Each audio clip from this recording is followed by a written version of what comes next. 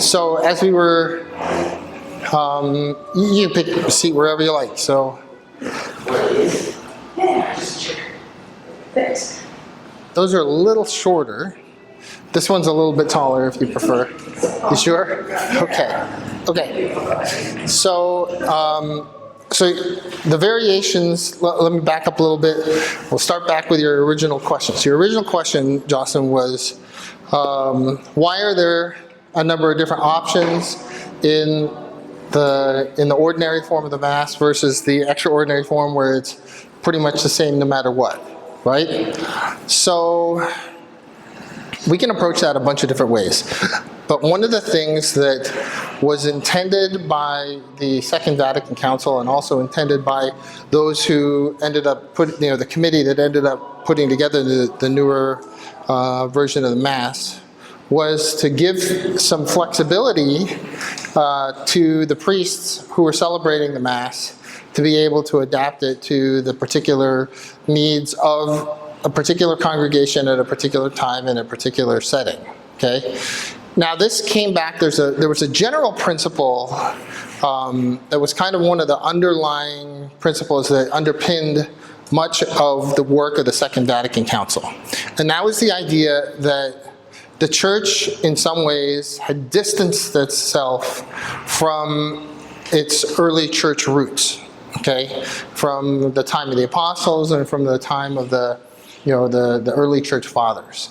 And so the Second Vatican Council was very interested in recapturing much of what had been kind of set aside with the evolution of how the Church reached out to the world. So one of the major objectives of the Second Vatican Council was evangelization. Okay, was to say, look, our mission is, as it's set out in Matthew chapter 28, right? Go forth and make disciples of all nations. And there were some on the council, many on the council, who felt that what had happened was the Church had turned in on itself and said, we're going to focus on us, and people can come in when they come in, and we'll teach them about us. And there was concern that as a church, we weren't doing as good a job with evangelizing and proclaiming the gospel to all nations as Christ asked us to do. So when you read through the documents of the Second Vatican Council, and Sacrosanctum Concilium was the very first of the documents that they published. Okay, so that's the one that focuses primarily on liturgy.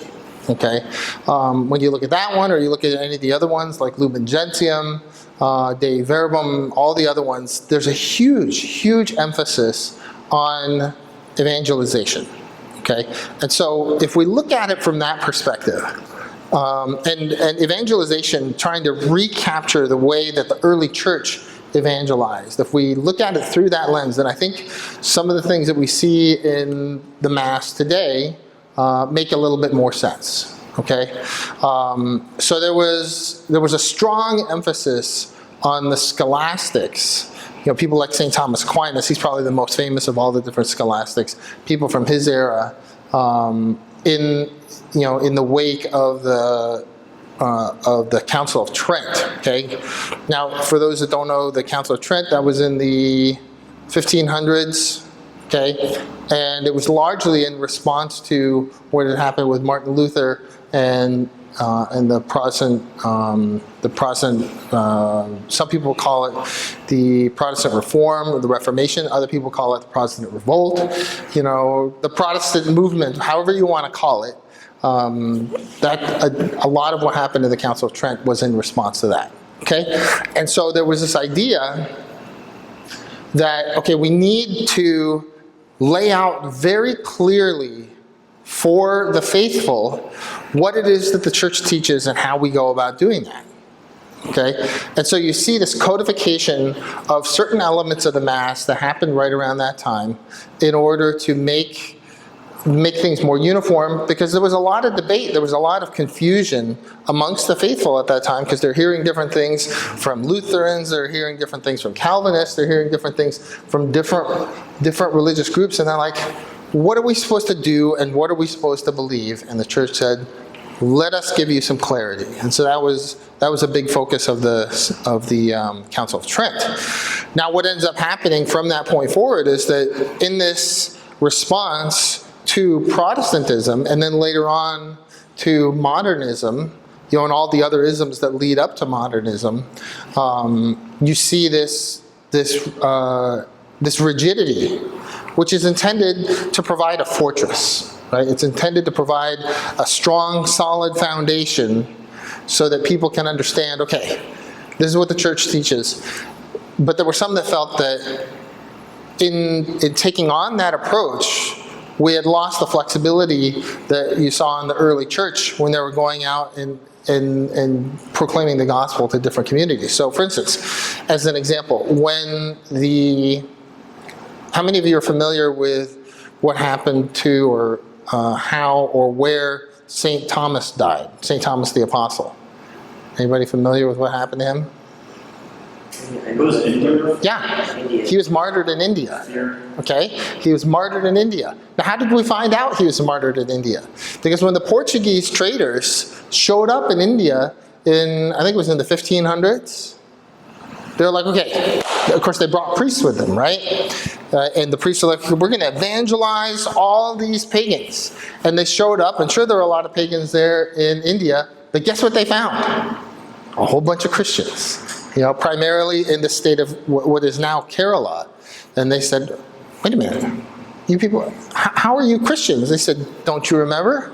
St. Thomas came out and taught us the gospel.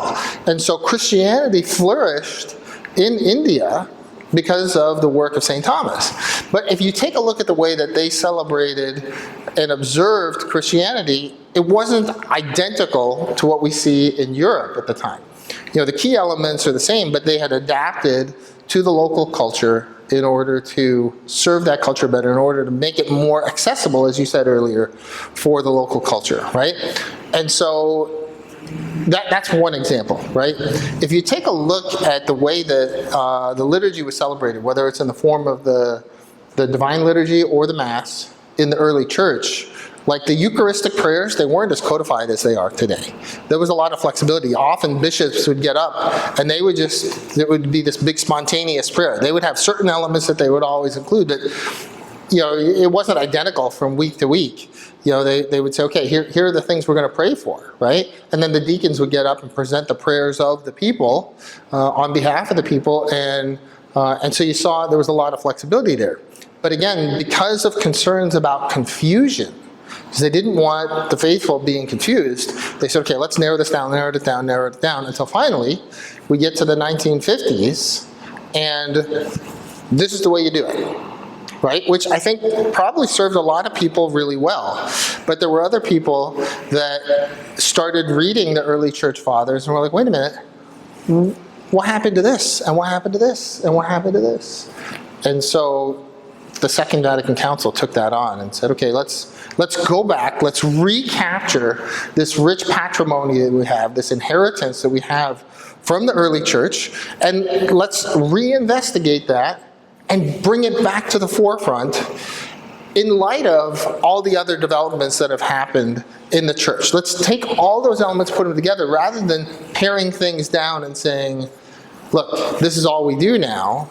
They said, okay, let's take a look at and see how we can incorporate these ideas, right? And so one of the ideas, this is getting back to your original question, one of the concepts that the people who put together the new version of the Mass had was, okay, in the early church there was a whole lot of flexibility, so that again the pastors and the bishops could adapt to the needs of the particular congregation in a particular time.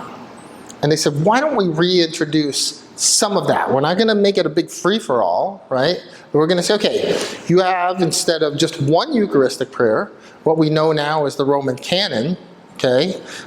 They said, okay, we're going to give you 4 standard Eucharistic prayers, and then we're going to give you, I think it's 3 or 4 additional ones for very special occasions, okay?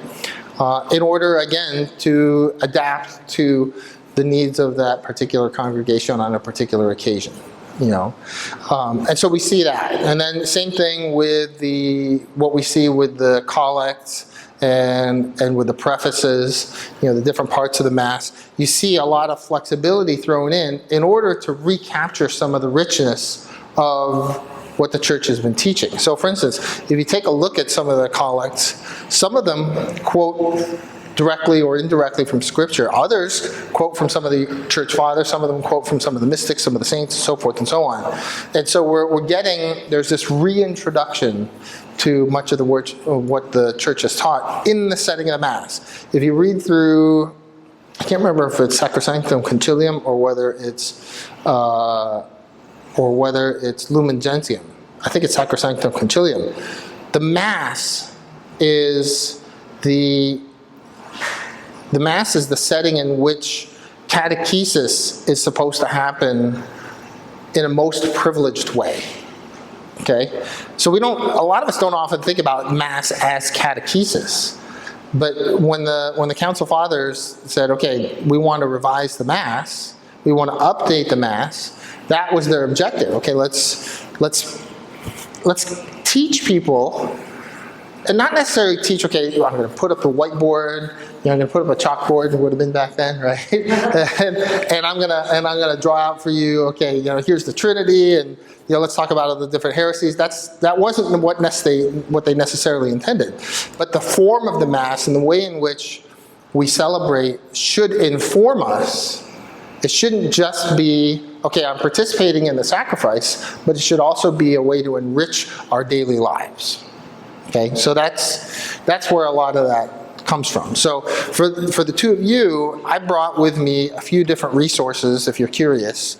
Okay, so this is a missal. This is the kind of missal that gets used on the altar. So if you want to see what Father Broheimer looks at during Mass, that's it. This is the missal that I bring with me every day.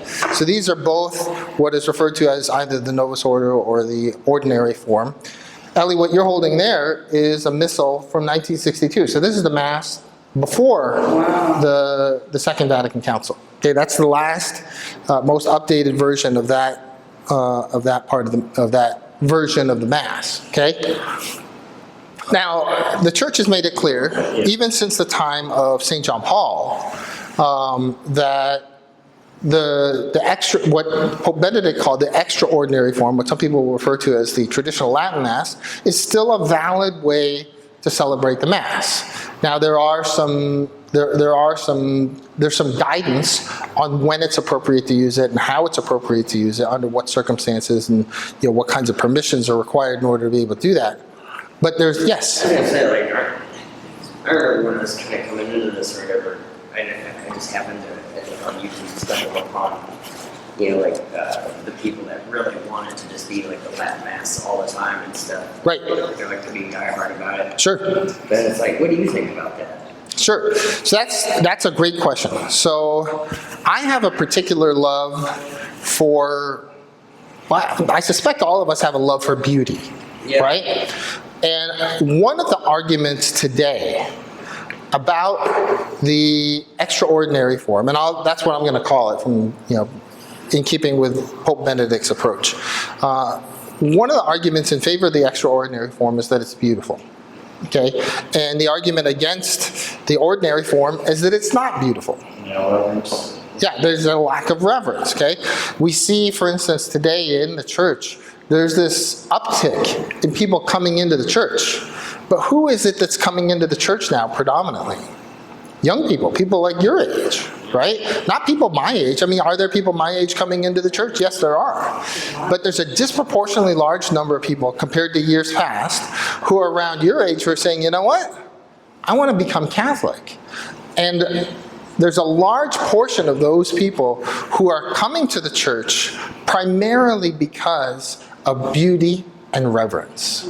Okay? Because what a lot of young, and I hear this from people all the time, I used to go to such and such Baptist church. I go to such and such free whatever it is church. I used to go to, City of God church, or fill in the blank, whatever the name of the church is, right? And they said, on the one hand, when they first started going to the church, it was really exciting. Right? There's lots of energy, there's lots of people, the people are excited to be there, there's lots of fellowship and so forth and so on, right? And they really like that. Okay, don't get me wrong, I really enjoy fellowship too, and I enjoy people coming with a lot of energy. But what I heard, and this is something I hear more and more of lately, okay? What I heard from a lot of people was that there was a lot of excitement, but what their experience lacked was depth. When they started to ask some of the deeper questions, some of the harder questions, most of the people that they ran into, and even some of the leaders within the church, didn't know how to address those questions. Or if they did, they didn't all come to the same conclusion. I'm like, well, wait a minute. Yeah, exactly. And so, if you can call it a liturgy, going to a worship service like that can be very exciting, right? And I think for some people, they come into those situations and they really enjoy the high. Right? There's the high, but if you have dessert all the time, after a while you're like, you know what? I'm looking for something a little bit more substantial, and that's what a lot of people have been finding in the Orthodox churches and in the Catholic Church. They're like, wait a minute, this is where all of that stuff came from. This is where it's all rooted. There's depth here. There's a richness. There's nuance and there's layers and. And I could just keep digging and digging and digging and just find more and more and more. And that's what a lot of people find when they come to the church. But because there's this really innate desire for what is beautiful and what is reverent, we see this push now for liturgies which aren't just feel-good liturgies, right? And there's a recognition now amongst many people of what the church has been teaching for a long time, that liturgy isn't about us, right? Like, what is liturgy? Liturgy, okay, so let's write this down, okay? So liturgy comes from the Greek, okay? And you can Romanize this a bunch of different ways, but I'll write it this way. Liturgia, okay? I think it's written. Yeah, now you're going to see my rusty Greek, okay?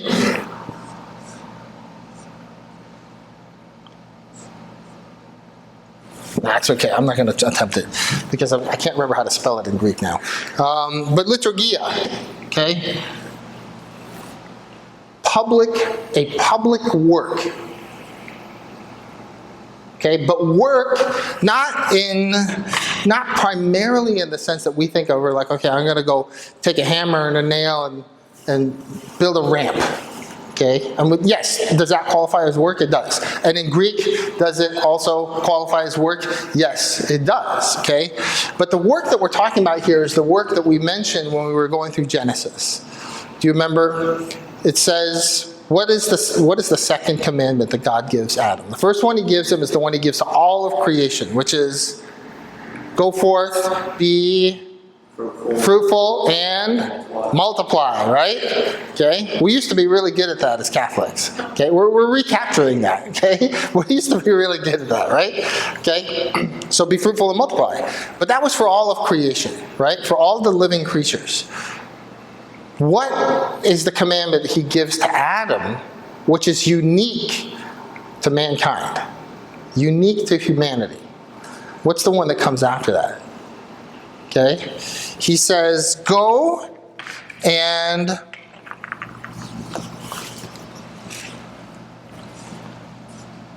oh, that one's dead. Let's try this one. Avad and Shamar. Okay? Anybody remember that? Yeah. Okay? To till and to keep. Or to serve and protect. Serve can also be translated work. It can also be translated worship. Okay? So you remember in Hebrew, a word can mean multiple things, and it usually means all of those things at once with an emphasis on one area more than the other depending on context, right? So like for instance, if I were to say bored, okay, in English, okay, so let's use the word bored. Okay, what would be one definition of that? Yeah, like a whiteboard, right? A flat surface. What would be another definition? A board of directors. Do those two have anything at all to do with each other? No. Okay? And when you use the word board, do you intend for it to mean both at the same time? Typically not. Okay? That would be unusual in English, right? But in Hebrew, what we often see is that you have a word that has multiple meanings, but those meanings inform each other. Okay? So again, we have to till, we have to work, Cultivate. we have to cultivate, we also have to serve, and specifically service as in worship. So this word here, liturgia, there's an emphasis on worship. So it's a public work of worship. What is the focus of the worship? Or who is the focus of the worship? God. God. Okay? Now in many non-Catholic worship services, who is the focus? You. Yeah, the attendee, right? Because why do I go to such and such a worship service? Because it makes me feel good. Why do we go to Mass? To offer ourselves to God, right? Because what is sacrifice? Well, we talked about this before, right? Sacrifice. What's a good, easy way to understand the word sacrifice? And if you understand this, then and you can remember it, you'll find that it'll help you a whole lot. Okay, so sacrifice is ritualized self, helps if I can write,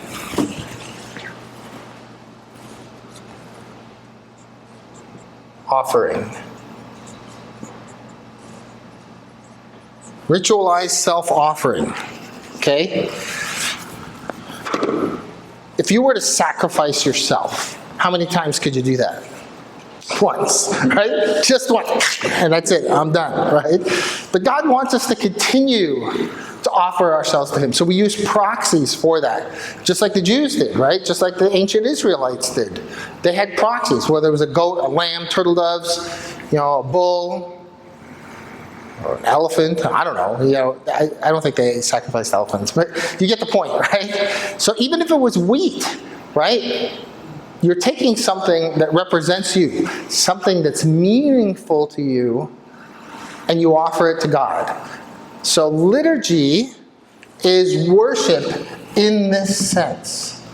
It's a ritualized self-offering. We offer ourselves at that altar. That's why we kneel at the communion rail here at St. Peter, because that is part of our self-offering. We are putting ourselves on that altar with Christ. Because we're members of His body, we're able to do that. We're able to join Him on the altar as part of that sacrifice we offer to Him. It's not, the focus of liturgy isn't what do I get out of Mass. It's what do I get to give at Mass. It's a very different approach than what we see in a lot of non-Catholic types of worship, right? And in Catholicism, worship has a very specific connotation, okay? In non-Catholic circles and non-Orthodox circles, worship and prayer are conflated. Because the only form of worship that non-Catholics have, non-Catholic, non-Orthodox people have, is prayer, right? But we have one step higher than that as Catholics, and our Orthodox brethren have the same thing. We have sacrifice.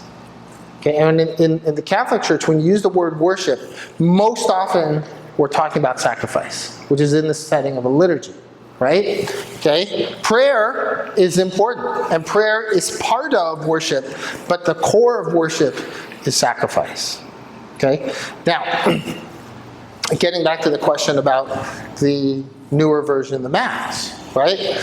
There was concern among many people. So a lot of people say, well, Latin is the language that it has to be in because it's old. Well, just because it's old, that doesn't necessarily make it better. And why did the church start using Latin in the first place? Unified. Yeah, that was the language of the people. So at the time, okay, way back when, okay, so when St. Jerome translated the Bible from the Greek and the Hebrew and the Aramaic into Latin, what was that version of the Bible called? The Latin Vulgate. The Latin Vulgate. Vulgate. Okay, what word do we hear in that that's in English? What word do you see in there? Okay, gate, but that's an ending. Okay, well, think of that as an ending. Okay? What word do we see in there that maybe you haven't thought of this way before? Vulgar, exactly. Okay? Vulgar, they both come from the same word. Right? What does vulgar mean? In modern English, modern usage, what does vulgar mean? Well, it's like profanity, perhaps. Profane. Okay, what else? Derogatory. Anything else? Why profane? That's a really good one. I like that word. Explicit or offensive? Okay, so the connotation is offensive or explicit, right? But profane, okay, comes from the Greek word for meaning in front of or outside the temple. Okay, originally it meant outside the temple. Okay, because what happens, all the stuff that's in the temple is what? What's the word that we use for that? Holy, right? But what does holy, so we're going back to original meanings of words, okay? Some of these things people have, they're like the usage of the word has evolved, and so very often we forget the original usage of the word, even though we continue to use the word, right? Okay, so holy, which in Latin is sanctus, right? And in Greek is hagios. And in Hebrew is kadosh. Okay? In the Hebrew and in the Greek, holy means what? Set apart. Set apart for a special purpose. In this case, what would that purpose be? For God, right? Set apart for God. Sanctus, you see that idea there, but it's not as explicit. And then, of course, now in English, we think holy. Holy means what? When we think about the saints are two things. Okay, this is the common understanding of the saint. Saints can be described in two words. They're good and they're uptight. Right? Am I wrong? A lot of people, they think saint, they're like, oh yeah, he's a saint. Yeah, he's really uptight. You know? That's not what saints are. Saints are those who have been set aside. They have set themselves aside for God. I mean, there were some saints that were really great practical jokers. Okay? And I mean, we can go through all, I mean, take a look at St. Lawrence. You guys heard about St. Lawrence. I mean, it takes humor to turn to your torturers and say, hey, can you turn me over? I'm done on this side. Okay? Even though St. Benedict said, oh, yeah, you shouldn't laugh, right? And you shouldn't tell jokes. That's part of the rule of St. Benedict. But that's another story for another day. Having said all that, okay, holiness, that's all the stuff that's inside the temple, set aside for God, as opposed to that which is profane, which is common. It's not set aside explicitly for God. It's just all the other common stuff, and that's where we get the term vulgar from. Okay, the idea of vulgar originally meant that which is common. So the Vulgate is the language which was common to the people. Why was the Bible translated from Greek and Hebrew and Aramaic into Latin? Because a lot of people spoke Latin at the time. Hardly anybody spoke Greek. Like if you read St. Augustine, he's like, yeah, my Greek sucks. You know, and that's why he preferred, you know, he was so grateful to St. Jerome, you know, who was one of his contemporaries, for having translated everything into Latin. So, oh, I can read this better now, okay? And he knew some Greek, but he was obviously better at Latin. You know, like, I know Spanish, but it's easier for me to read stuff in English than it is to read it in Spanish, right? I know Greek, it's definitely easier for me to read stuff in English than it is to read it in Greek, right? And so that's where the Vulgate comes from. Now, let's move forward 1,500 years. How many people speak Latin today? Very few. Okay, very few people speak Latin. Some people refer to it as a dead language, as though nobody speaks it. That's not entirely true. As a matter of fact, there are Latin camps. My oldest daughter has looked into this. You're going to a Latin camp where all you do is speak Latin for a week. Okay, and you have people who are beginners that don't know any Latin, and people who have been doing it for years, and they all show up together and they work and speak Latin together. Okay, so one of the objectives of the Second Vatican Council was to make the Mass more accessible. We say, okay, how about we go back to the days when the Mass was spoken in that was celebrated in a language that everybody, or that the locals could understand, so that they could understand it, right? So that was the idea. Now, you asked me about my opinion. I do have an opinion about that, okay? So I'm sure you guys have run into this. I know I have. You know, former Catholics, they often describe themselves as ex-Catholics, okay? It's one of the few religious groups that describe themselves as ex-anything, okay? So like, for instance, you came previous from a Baptist background, right? You don't refer to yourself as an ex-Baptist. I was a Christian. Right, okay? You don't refer to yourself as an ex-Baptist. Nobody calls, I've never run across somebody who describes himself as an ex-Baptist, you know? You're an ex-Anglican, you know? Yeah, right, exactly. The ex-Catholic is very, I mean, it's the second largest group of Christians in the United States is ex-Catholics. Okay, self-described. Okay, I wouldn't describe them that way, but they describe themselves that way. Okay, so what you'll often hear them say is, well, you know, I go to such and such a church because we get to hear the Bible. I never heard the Bible at Mass before. Okay, let's just look at the readings for a second, okay? So today's a Sunday Mass, so what do we hear? We heard exactly, we hear the Psalms, we hear an epistle, we hear a gospel, you know, and then we have the Old Testament reading, and that's 4 different passages from the Bible, not to mention that every other line in the Mass is taken from the Bible. So some people have argued that switching to the common language, the colloquial language, or the local language as opposed to using Latin, didn't really achieve anything. Okay, like, I mean, sure, we can hear it in English, we can recite it in English now, but how many people realize that when they stand up at Mass and they say, "I believe in the resurrection of the body"? How many Catholics, if you ask the average pew sitter, okay, at any parish here in the Omaha Archdiocese, what happens to you at the end of time? They say, well, God willing, I go to heaven. But how many of them jump right away to, oh, I'm going to be reunited with my body? But we say it every Sunday. Every Sunday we say, I believe in the resurrection of the body. Do you? We said it in English. We used to say it in Latin. Actually, in our parish, obviously, we chanted in Latin, right? But I think sometimes that gets lost, right? So, do I like being able to do the Mass in the vernacular, in the local language? Yeah, I do. Okay? Do I think it's as helpful as some people make it out to be? No, I don't. And I think that's because we're lacking in catechesis, right? That's another debate for another day, okay? I think if you have good catechesis, it doesn't matter whether we celebrate the Mass in Latin or Greek or Swahili or English or Korean, it doesn't matter, right? I mean, is it a little helpful to have it in the vernacular? Yeah. But the advantage of having it in Latin is that no matter where you go in the world, you can participate in the Mass. Right. And it's, the restrictions on it.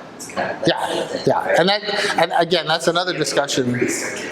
Yeah, it saddens me a little bit that there are restrictions, but I also understand the rationale behind it, so. Thank you so much. Yeah, you're very welcome. I'll see you guys next week. I'm gonna have your book for you next week. Okay, sounds good. Thank you so much. No sweat. Okay, so does that answer your question? I know a lot of it's also kind of political. I know there are certain Yes. bishops that'll kind of like completely cancel the Latin Sorry. mass, but then they'll allow like an Anglican ordinary mass, and it's like, if you allow them to be different, you're Right. allowing them to be different, and that's just like, Right. it's political. Yeah. I think the problem these days is that version of the Mass has come to represent more than just language. Yeah, exactly. And so, like I said, there's a bunch of people who are coming into the church and they're looking for that rich heritage.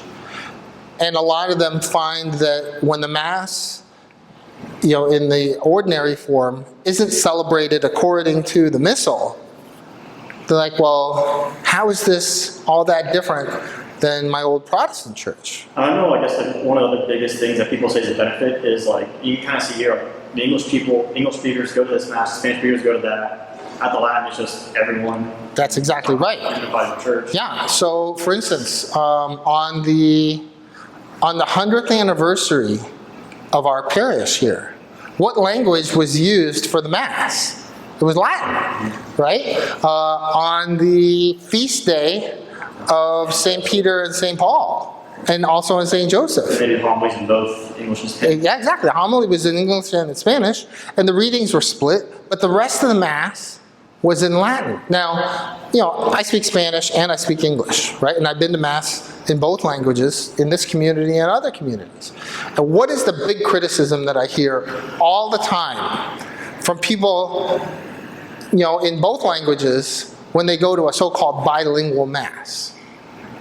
Maybe you've heard the criticism, maybe you haven't, okay? But the biggest criticism I have often heard is, well, how come we have to go to Mass in their language? It doesn't matter how much of the Mass is in Spanish and how much of it is in English.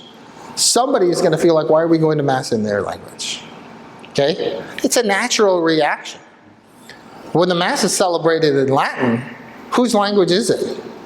Everyone. Everybody's, right? You could argue it's nobody's language. Right, exactly. Everybody is coming to it with the same level of skill, if you will, okay? With the same level of facility. Translating to their Right, exactly.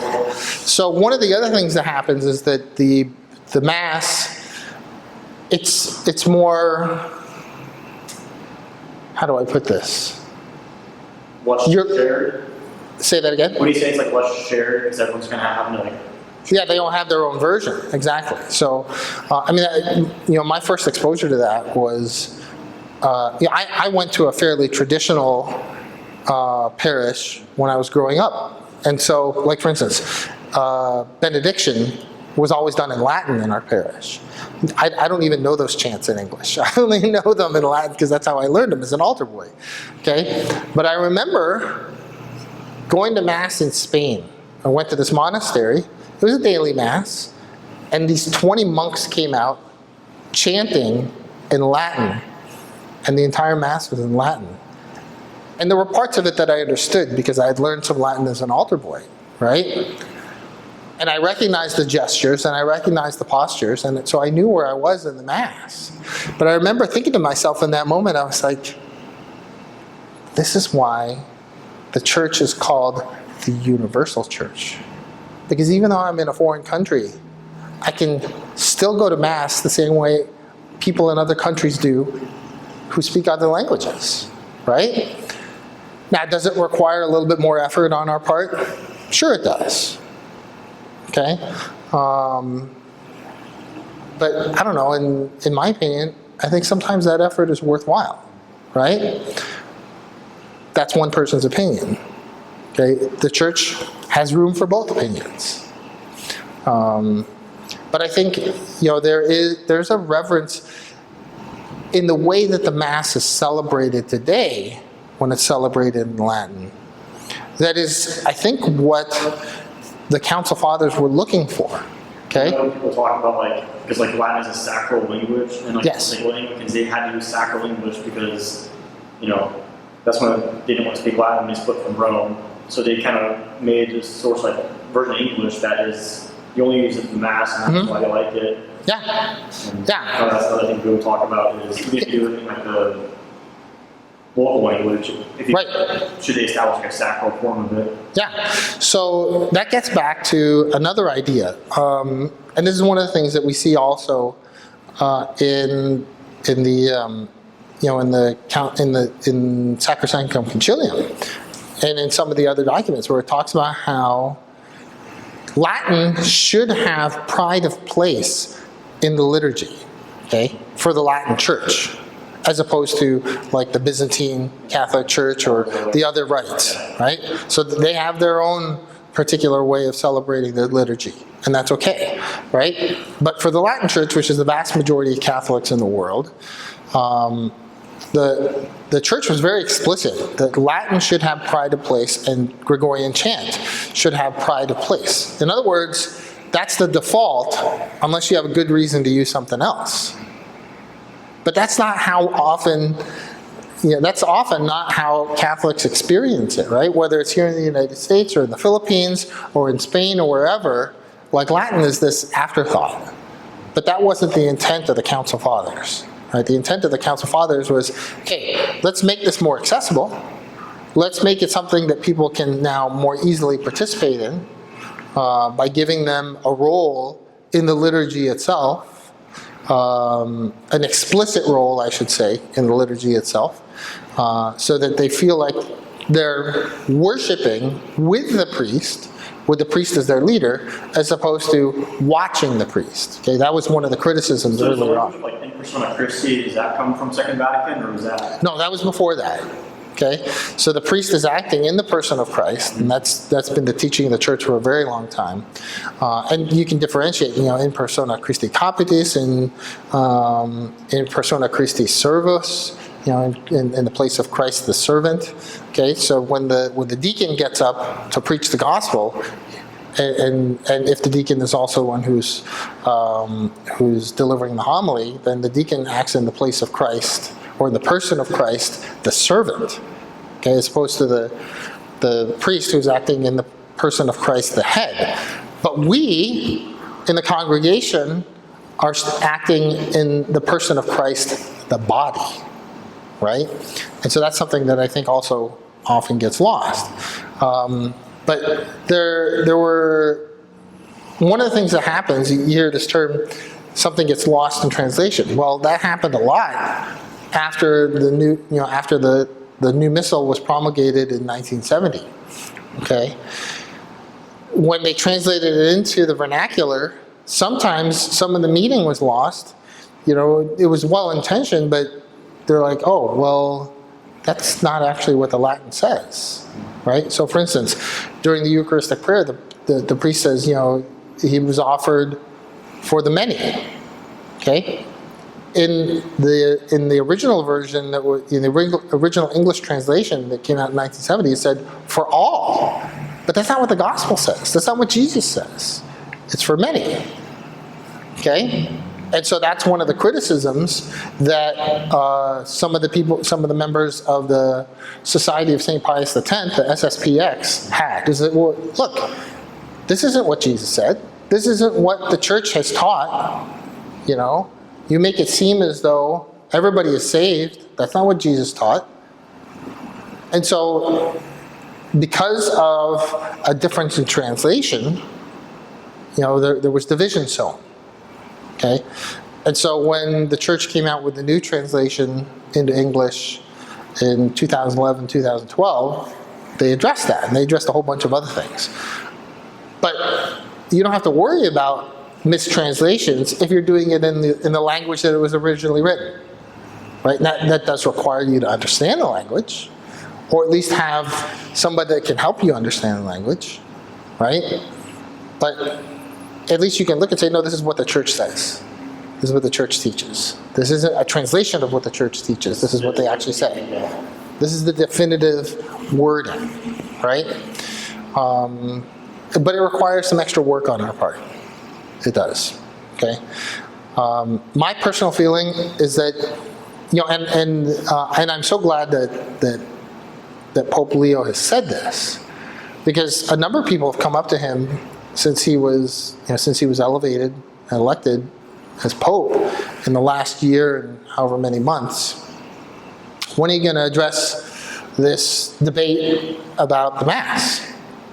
And his response, I'm paraphrasing here, right? But his response, and basically this is the same response that Archbishop McGovern has had in so many words, is how about we celebrate the ordinary form well and beautifully and correctly first. Okay, let's focus on that. And once we're doing a good job of that, then we can address this next question. But the debate arises, at least in part, from abuses of this book right here. Okay? I mean, I go to Mass every single day. Almost every day, I hear some priest, either willfully or out of ignorance, change the words of the Mass. Change the steps in the Mass. Okay? And the Church is very clear that this Mass does not belong to the priest. It doesn't belong to the people. It belongs to the Church. And we have the privilege of participating in it. But it's not ours to change willy-nilly however we want. The Church has given us options for certain areas where we have flexibility, and other options in other areas where the Church says, no, this is the way it's got to be. Right? And so, if we follow the book, like we do here at St. Peter, it's hard to argue that the Mass isn't beautiful and that the Mass isn't reverent. I don't know a single person that's ever come to Mass here that said, oh, that's ugly and irreverent. And that's why I chose St. Peter. Right, exactly. Now, if you've been to Mass anywhere else, you've seen a lot of variations, right? And I have a couple of friends who are converts. They were very anti-Catholic before they came into the Church.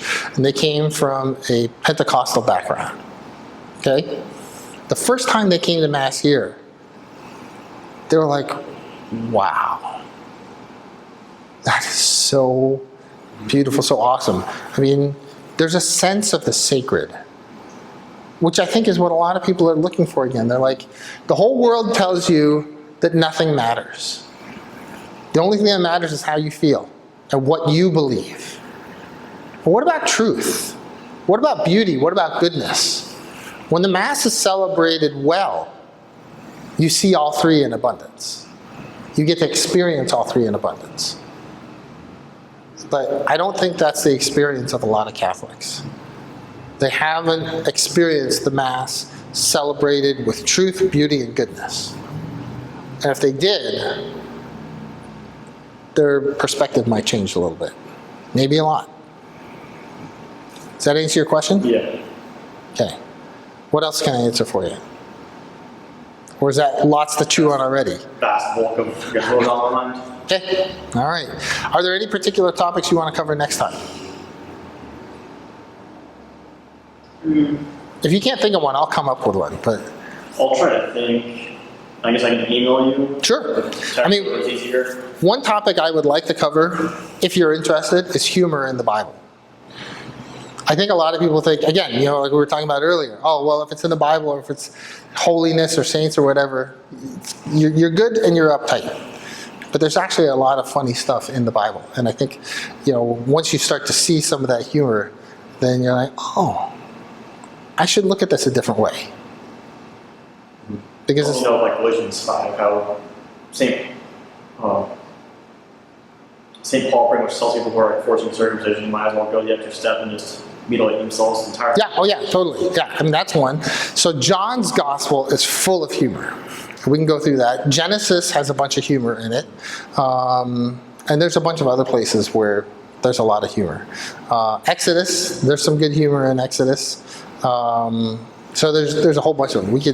We can go through some examples, but that's a topic that I like to discuss, particularly when I'm talking to teenagers. I love talking to teenagers about humor in the Bible. And I love it when older people are in the room when I'm having the conversation with the teenagers, because at first they're like, They can't debate it because it's the Bible. right, exactly. But no, that's irreverent. I'm like, it's not irreverent. This is what the author wrote. This is what the author intended. I'm like, get over yourself, right? there is humor in Scripture, and I think in some ways it really draws us in if we know to look for it, if we give ourselves permission to look for it. All right, well then let's call it a day, and then we'll meet here next week. Sounds good. All right?